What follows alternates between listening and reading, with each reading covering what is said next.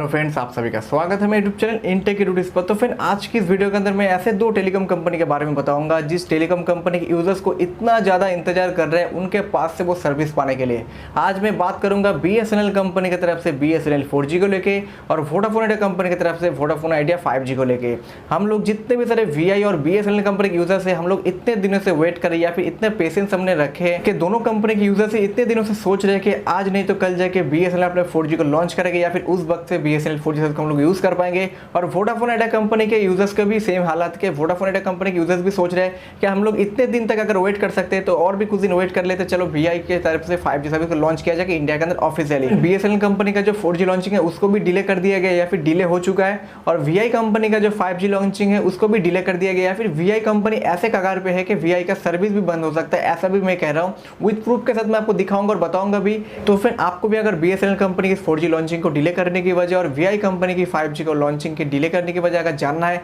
तो इस वीडियो में एकदम एंड तक बने रहना, ताकि आपको भी हर एक चीज के बारे में एकदम बारीकी तरीके से पता चले। तो मैं सबसे पहले मैं इस वीडियो के अंदर बात करूंगा BSNL कंपनी के 4G लॉन्चिंग को डिले करने की वजह। तो फिर BSNL कंपनी को NOC 2018 में मिल गया था डिपार्टमेंट ऑफ टेलीकॉम या फिर डॉट की तरफ से कि इंडिया के अंदर BSNL 4G सर्विस को लॉन्च कर सकता है, BSNL अपने 2G और 3G सर्विस को अपग्रेड करके। लेकिन 2018 से लेकर 2020 के अंदर BSNL कंपनी की तरफ से कोई भी ऐसे कदम नहीं लिया गया है कि BSNL कंपनी अपने 4G को लॉन्च करने के लिए ज्यादा उत्सुक है या फिर ज्यादा प्रायोरिटी दे रहा है। इसके बाद जब 2020 से लेकर 2021 तक जो पैंडेमिक सिचुएशन या फिर जो कोविड-19 का सिचुएशन चल रहा था ऑल ओवर वर्ल्ड में और इंडिया में भी, इस वजह से BSNL कंपनी का जो 4G अपग्रेडेशन या फिर 4G लॉन्चिंग का जो काम था पूरा ही बंद हो गया था। इसीलिए BSNL कंपनी के साथ जब 2022 के एंड में TCS कंपनी के साथ डील किया गया था BSNL 4G सर्विस को लॉन्च करने के लिए इंडिया के अंदर, और इसको लेके इंडियन गवर्नमेंट की तरफ से भी 26,800 करोड़ का जो डील था, इस डील्स को लेके BSNL कंपनी के पास इंडियन गवर्नमेंट की तरफ से अप्रूवल भी आ चुका था ताकि BSNL कंपनी 4G को इंडिया के अंदर लॉन्च करे और BSNL कंपनी जो TCS कंपनी के साथ डील करना चाहता है वो डील को भी कर सके।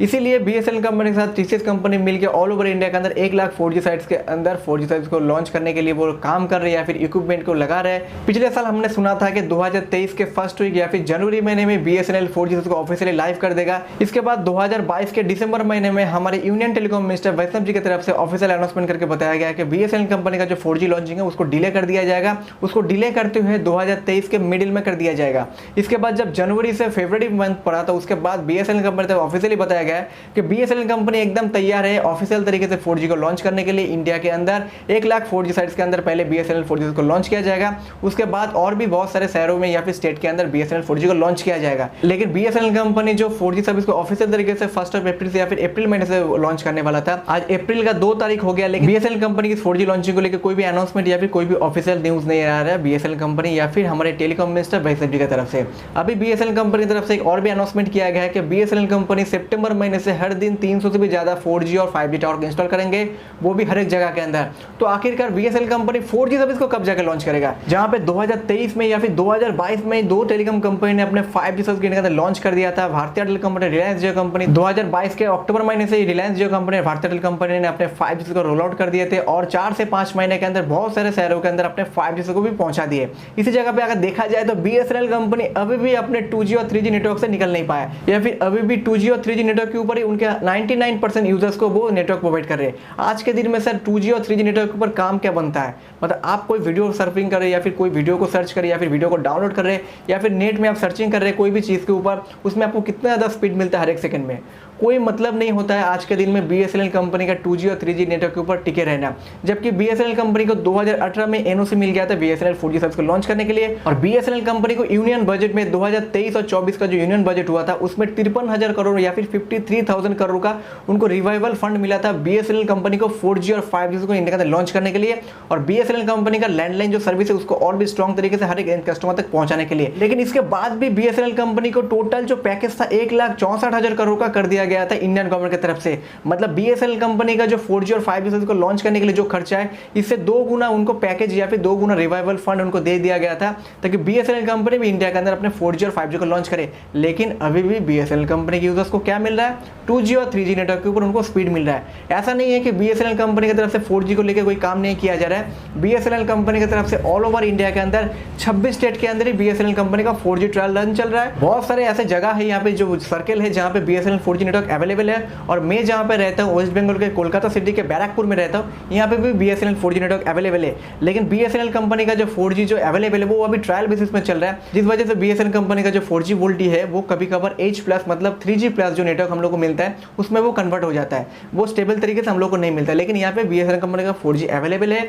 BSNL कंपनी का जब 4G अवेलेबल रहते हैं पूरे तरीके से, मुझे हर एक सेकंड में जो मैक्सिमम स्पीड रहता है उसका 24 MB से ज़्यादा होता है, और इसका जो एवरेज स्पीड मुझे मिलता है वो 14 MB से ज़्यादा है। इसका मैंने स्पीड टेस्ट करके भी मैंने आपको लाइव वीडियो के जरिए से मैंने दिखाया था। आखिरकार कितने दिनों तक BSNL कंपनी के यूजर्स को वेट करना होगा अपने 4G सर्विस को देखने के लिए इंडिया के अंदर, या फिर अपने मोबाइल के अंदर BSNL कंपनी का 4G टावर देखने के लिए? अरे भाई, क्या जान देना पड़ेगा BSNL कंपनी के यूजर्स को, या फिर और भी 10 साल वेट करना होगा? जबकि हर एक टेलीकॉम कंपनी आपको 5G नेटवर्क प्रोवाइड कर रहा है, उसके साथ अनलिमिटेड इंटरनेट प्रोवाइड कर रहा है। इसके बाद अगर बात करूं VI कंपनी या फिर वोडाफोन कंपनी, तो वोडाफोन कंपनी अभी ऐसे हालात पे है कि वोडाफोन कंपनी को अपने सब्सक्राइबर को ऐसा भी न्यूज़ देना पड़ सकता है कि वोडाफोन कंपनी अपने सर्विस को बंद कर दे, या फिर वोडाफोन कंपनी को दूसरे कोई टेलीकॉम कंपनी टेक ओवर कर रहे हैं। कि वोडाफोन कंपनी इतना ज़्यादा अभी कर्ज में डूबा हुआ है, अगर वोडाफोन कंपनी को अगर 5G को लॉन्च करना है, वोडाफोन कंपनी को अभी और भी ज़्यादा फंड की जरूरत है। आप सभी को पता होगा कि वोडाफोन कंपनी का जो इंटरेस्ट अमाउंट ड्यू था बैंक्स के ऊपर लगभग 16,000 करोड़ का, इन सभी अमाउंट को इंडियन गवर्नमेंट की तरफ से 16,000 करोड़ का जो अमाउंट जो ड्यू था इंटरेस्ट अमाउंट, इस पूरे ड्यूज को इक्विटी शेयर के ऊपर कन्वर्ट कर दिया गया था इंडियन गवर्नमेंट की तरफ से या फिर डिपार्टमेंट ऑफ टेलीकॉम कंपनी की तरफ से।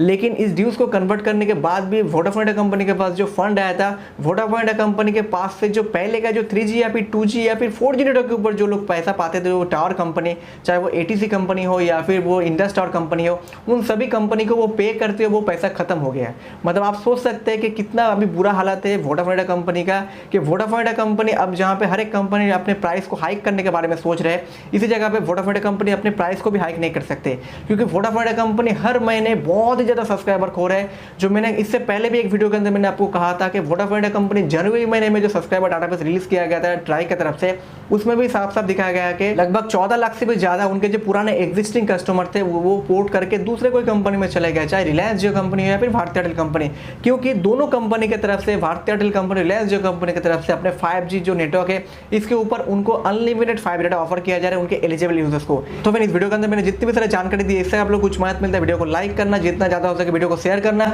अगर इस भाई के चैनल में आप लोग नए हो, चैनल को जरूर सब्सक्राइब कर लेना, साथ ही में जो बेल आइकन उसको भी दबा देना, ताकि यूट्यूब पर मैं जितने सारे वीडियो अपलोड करूँ सबसे पहले उसका नोटिफिकेशन आपको मिले।